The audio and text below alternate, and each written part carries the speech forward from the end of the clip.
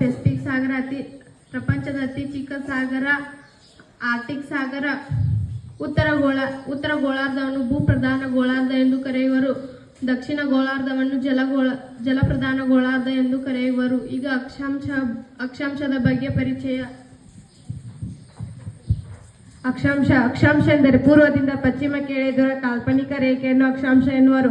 ಭೂಮಿಯ ಮೇಲೆ ಒಂದು ನಿರ್ದಿಷ್ಟ ಸ್ಥಳ, ಸನ್ನಿವೇಶ, ದಿಕ್ಕು ಮತ್ತು ಅಂತರಗಳನ್ನು ತಿಳಿಯಲು ಅಕ್ಷಾಂಶವನ್ನು ಬಳಸುತ್ತಾರೆ. ಒಟ್ಟು ಅಕ್ಷಾಂಶಗಳು 181. ಉತ್ತರ ಗೋಳಾರ್ಧದಲ್ಲಿ 90, ದಕ್ಷಿಣ ಗೋಳಾರ್ಧದಲ್ಲಿ 90 ಅಕ್ಷಾಂಶಗಳಿವೆ. ಪ್ರಮುಖ ಅಕ್ಷಾಂಶಗಳು: 0 ಡಿಗ್ರಿ ಸಮಭಾಜಕ ವೃತ್ತ, 23.5 ಡಿಗ್ರಿ ಕರ್ಕಾಟಕ ವೃತ್ತ, 66.5 ಡಿಗ್ರಿ ಆರ್ಟಿಕ್ ವೃತ್ತ, 0 ಡಿಗ್ರಿ ಸಮಭಾಜಕ ವೃತ್ತ.